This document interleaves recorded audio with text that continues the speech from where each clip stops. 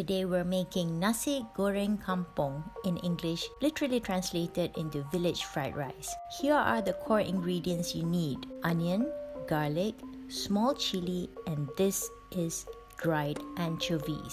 In Malay we call it ikan bilis. You can buy them at Asian stores, peeled, unpeeled, with the head on, with the head off, all kinds of different types. Now put all these ingredients into your blender. Chop off the stems of your chili. They have to be small chilies because this dish is really spicy. Add them into the blender. Roughly chop your onions. Also add them into the blender. I'm using a mix of two types of onions only because I have them lying around. And blend with the garlic, of course. This is the consistency you're looking for. Slice your cabbage or any leafy vegetables.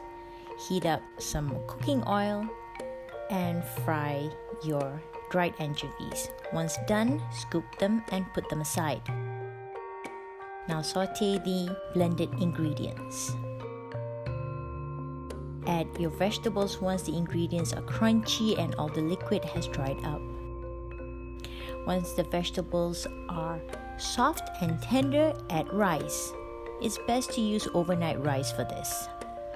Add oyster sauce and stir. Create a well in the middle and crack some eggs. I like to use a lot of eggs. And another one. Real delicious. Now scramble the eggs. Scramble them good and fold them into the rice. Add salt and stir it again. Scoop out your rice. Add cucumbers if you like and sprinkle all the fried anchovies on top. Ta-da! You are ready. Thank you for watching and don't forget to subscribe.